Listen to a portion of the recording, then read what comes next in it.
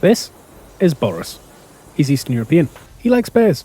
And he lives in Hell, also known as the North Pole, for those of you not familiar with the geography of the Warhammer world. While living in Hell does have its obvious perks, it does have one glaring issue.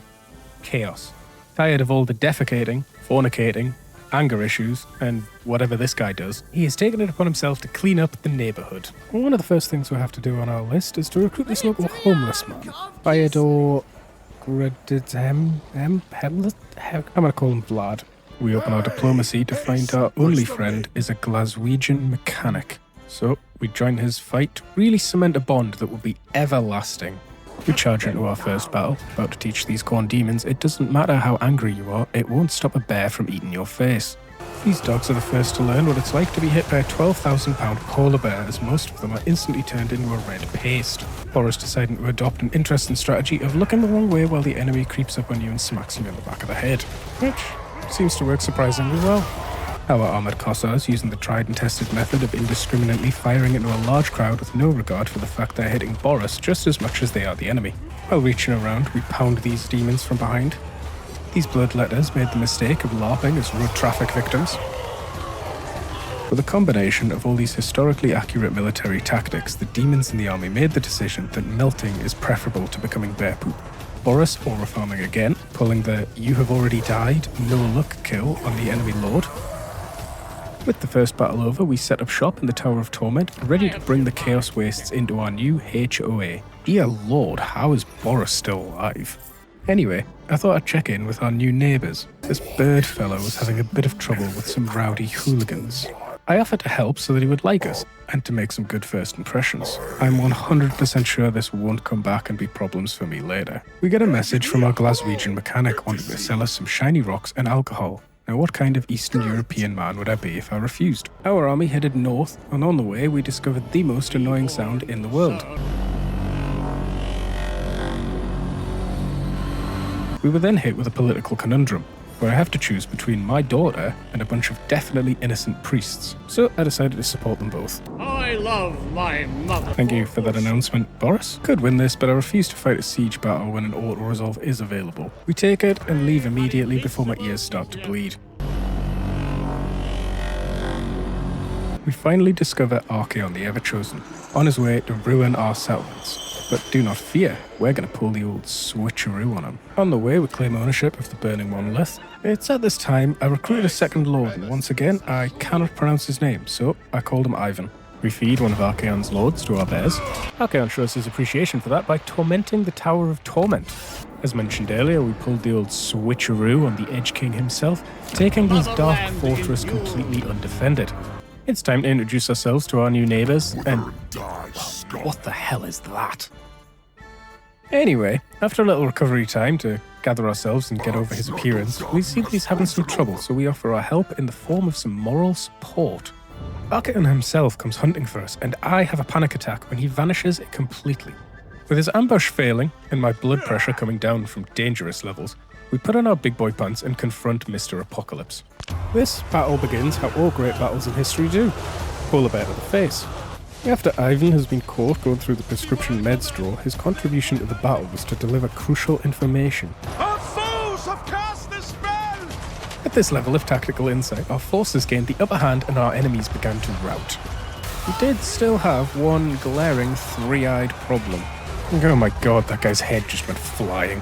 While his soldiers were getting massacred behind him, Boris was sat pondering over what to have for tea.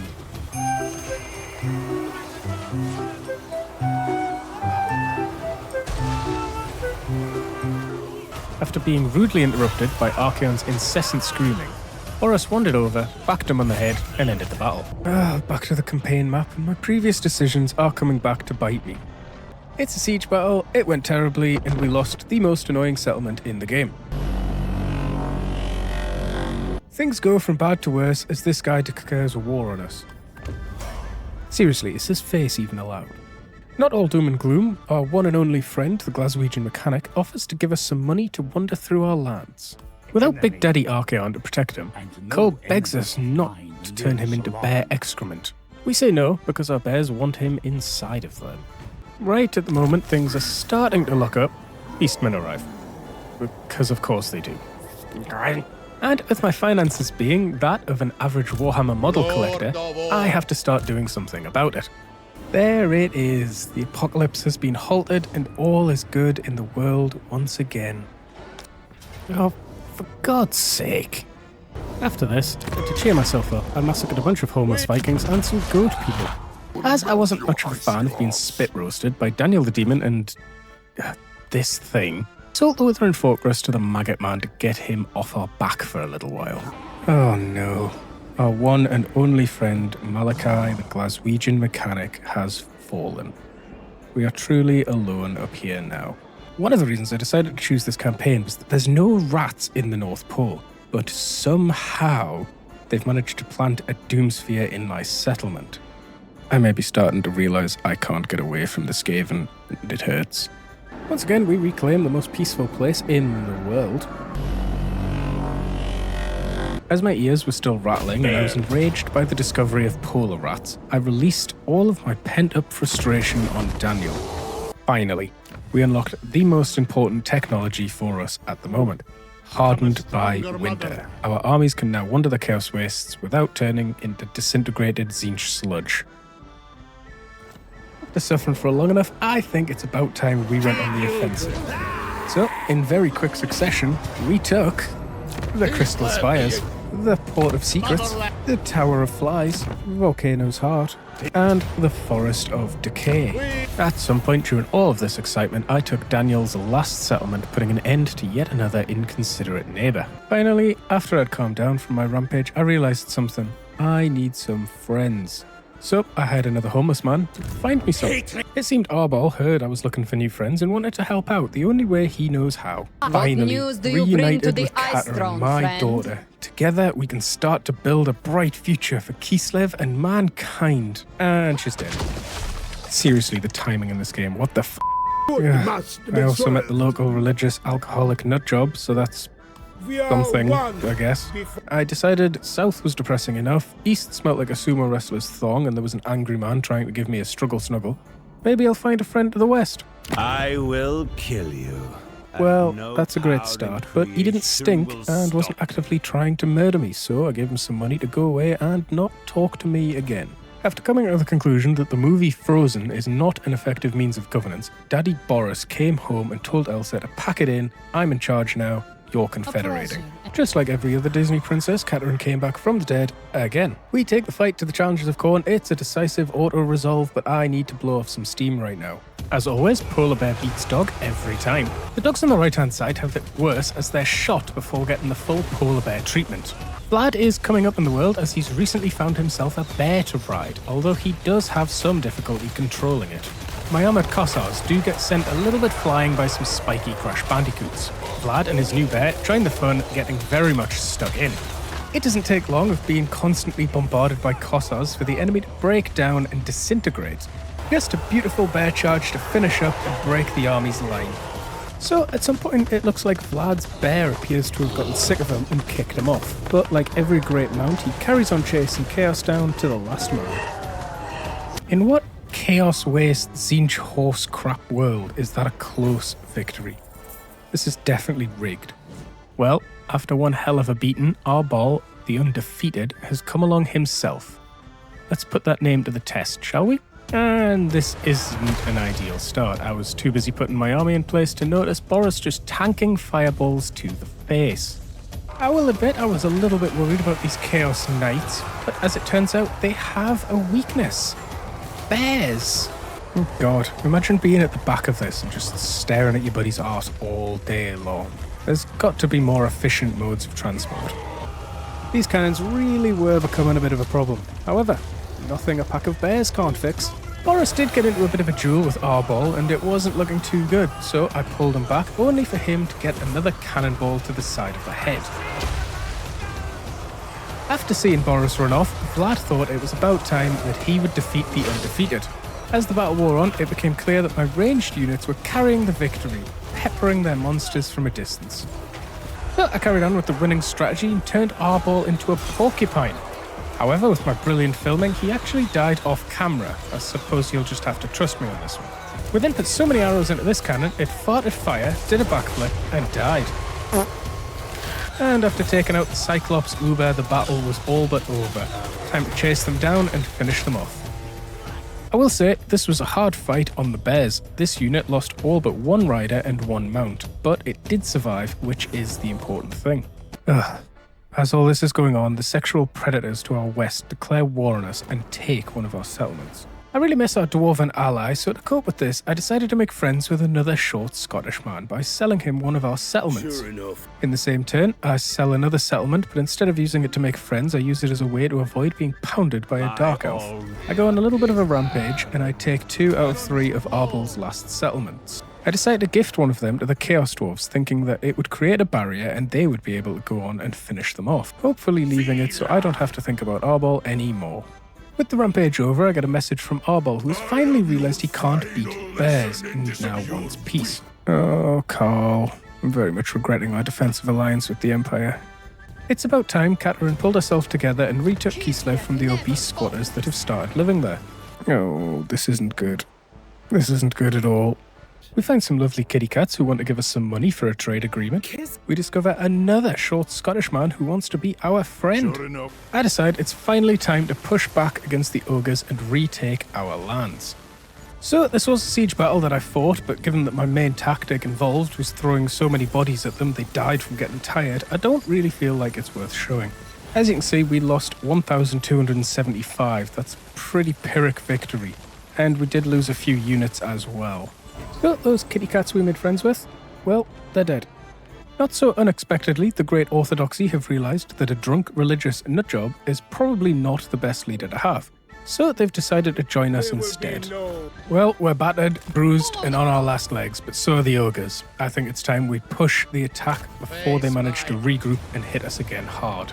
It is giving us a decisive victory, but the casualties are too high, especially with them having a full stack behind. So we're going to fight this. Before we start, let's just take a moment to admire these boyar mustaches are just fantastic. I'm no expert, but surely side-saddling a bear is a massive handicap. Like, you're going into battle, is elegance really your top priority? I've never noticed this before, but have you seen how Katerin rides her ice worm? That's got to be uncomfortable. Flung from side to side. Who designed this? These two soldiers have an unlucky start to the battle. After only being on the battlefield a few seconds, we turn the enemy lord into a pincushion. I cannot get away from the fact this guy walks like he's trying to unstick his nutsack from the inside of his leg. It's always nice when the enemy artillery fires on their own troops. Makes my life easier. This enemy lord was hit by so many arrows he recreated the scene from American Gods. But with him going down, that draws a conclusion to the end of the battle. Even on such an uncomfortable mount, Katerin ended with 360 kills. Not bad. We needed that decisive victory because the ogres were coming with a very chunky full stack. The AI told us this was going to be a valiant defeat, and even though we fought it well, we were just too beat up from the earlier fights to come out with anything else. At least after being eaten by ogres, I don't have to pay those armies anymore, so our economy is finally looking very good. Always got to find the silver lining, guys. Anyway, I really didn't want Throt to come bum rushing through our territory, so I decided the best sort of defense was a good offense and sent Boris to make life a little more difficult in Norska. Some French people decided to pay me quite a lot of gold so that I didn't attack them on the other side of the world. Oh, how do I have a Skaven problem again? Right, time to show these ogres what homelessness, alcoholism, and religious fervour can achieve. These are the most Kislev units I've ever seen. An ice sled pulled by 2 bears with 5 Eastern Europeans holding axes that are also guns. This is just spectacular.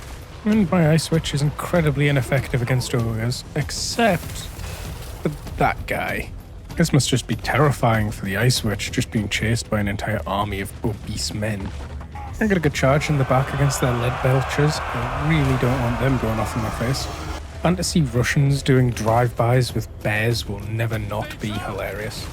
Well, this guy looks horrendous.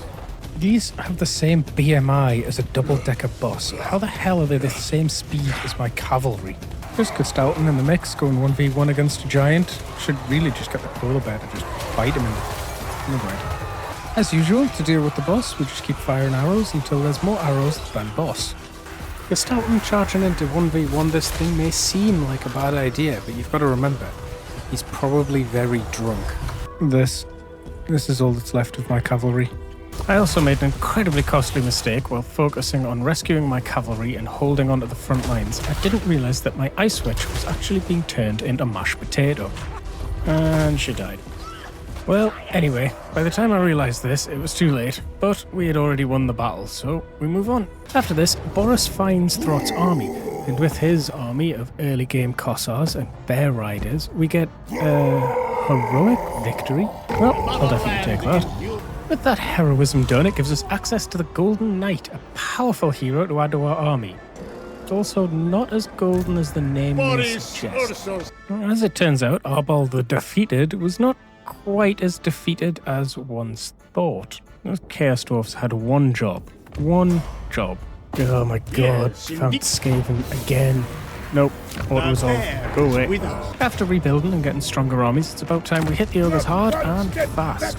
After that victory, they come at us again, but they're easily put down. I didn't do it, but my god am I thankful to see that message. The Chaos Dwarfs have decided it's in their best interests to attack us. Rather short-sighted of them, don't you think? We get the win with a decisive victory, and now I think it's about time we turn around and give a proportional response. Victory! By The motherland never falls. Well, with that proportional response catching their attention, they finally come at us with something worth our time. Elsa has finally swapped her incredibly hilarious ice worm for a rather stylish sled. Unfortunately, it's not pulled by bears as it should be. Instead, it looks like she has chosen 6 donkeys. And for the first time all campaign, I've actually managed to get a successful Heart of Winter off hitting 3 units. These Chaos Dwarfs learn what it feels like to get hit by a fleet of minivans. This snow leopard just looks like it's having the best time. These war sleds are very quickly becoming one of my favourite units. Not because they're amazing, I mean they are good, but just from raw rule of cool. Oh my. Dude, are you alright? So, it turns out Astrogoth is actually a bit of a unit doing flips and kung fu kicks with his stilts on. But, as it turns out, kung fu doesn't really work on 16 angry polar bears. The level of disrespect to just stand there getting shot without even acknowledging the shooter is wild. After getting mauled by 32 violent bears and having Catering Tokyo drift across his face for a few minutes, Astrogoth finally falls, putting an end to this battle. With that proportional response out of the way, we can finally move on to things that actually matter. Go away. Arbol the Undefeated really needs to change his name. This is like his 3rd defeat. It's getting kinda sad. How did I miss this? Gonna have to send someone to take care of that before it becomes an issue. And just like that, problem solved. I've had enough of Arbol, I think it's time to take him out. And just like that, the Challengers of Khorne have been finally defeated, and Arbol's gonna have to change his name now. I sell this settlement to Azorgoth because, if I'm being honest, I've had my fill of angry shortmen this campaign. So I've gone a little bit off the rails from the original goal of clearing the Chaos Wastes, so I'm going to pull it back on track and take out my neighbour who refuses to take a shower. And oh my god, that face again. I really wanted to end this video with some sort of epic battle against the one enemy that has haunted me from the very start. However, I was having a bit of an issue as I couldn't find any of his armies. Not really sure what he's been doing, but they were nowhere to be found. I can only imagine they looked in the mirror and were just disgusted with themselves and decided to go into hiding. Aha, there's the Maggot Man himself. I may not have reclaimed the whole Chaos Wastes, but I have reclaimed Kislev from my incompetent daughter and a drunk priest. Boris has been hammering away at Throt this whole time, and now he wants peace. We say no because I'm just petty like that. Well, it's not the epic battle I was hoping for, but at least when this is done, I won't have to look at that horrendous face anymore. The battle begins with the war sleds doing drive-bys on the chariots. God, they're cool. Their cavalry, clearly in fear of our might power, just stopped before their charge. I did send London flying though. And given this army is already disgusting, it's pretty on brand for them to cause the sky to rain diarrhea on our units. As in every match so far, the Bears just completely shredding their aspiring champions. In a brave show of force, Gestalten went toe-to-toe with the Maggot Man. After being vomited on multiple times, the Holy Man came out on top, and is now considering having his first wash in a month. I haven't actually seen this guy other than his little diplomacy window, and the whole picture is just as bad. We really shouldn't show this. Well, with that being our big finale and the main part of the campaign completed, I was feeling a little bit unsatisfied. I needed something more, something a bit more final, a bit more poetic and a bit more doom involved. So, we decided to rescue Gotrek and Felix, the greatest duo in the Warhammer universe. Cannot fall, for their survival will deal Slanesh a deadly blow and prove vital in the adventures to come. I mean, rescuing Gotrek seems a little bit redundant given that he actually wants to die and is pretty much a force of nature unto himself. Felix, on the other hand, is probably crapping his pants though, so we're gonna lend a hand. Here we go, Gotrek and Felix. I will say, from a modelling point of view, they just look awesome. Like every other battle we do as Kislev, we start this with a bear charge. Oh my god, it's so effective against their D-nets. They just go flying. It's so good to just see Gotrek decking everything he sees in a single shot. Felix, on the other hand, finds standing back and letting an army of bears take down the Keeper of Secrets to be far more agreeable. As much as the bears steal the show for Kislev and especially Boris, it can't be understated how much I still like the Ice Guard as units, and also I just think their aesthetics so cool. What a shot. I think Felix often gets overlooked as a fighter, but in reality he is a bit of a beast in himself. Also, something that I forgot to mention is that I do have Ulrika in this army, which if nothing else is thematic to have the three of them together. Plus, it's something for Felix to do while Godric does all the killing. The Golden Knight is admittedly stronger than I originally gave them credit for, taking out whole units and just moving on to the next almost unharmed. These guys just shatter and break before they even touch us. As the battle comes to a close, Godric is still unsatisfied with having not found his doom. He runs off into the sunset chasing demonic abominations. Unfortunately, he's only got little legs. And that is it. Gotrek and Felix are saved, and we come to the end. We didn't quite clear the Chaos Wastes as we planned. We did get a little bit distracted reclaiming Kislev, but we did end up with a pretty huge amount of territory and an extremely strong economy. We did clear this section, and we took out the smelly man with the horrendous face, so I'm calling this campaign a win. And if you guys want to see me try Bashiva the White Tiger, check out this video. I'll be posting my next one soon, so thank you very much for watching, and I'll catch you later.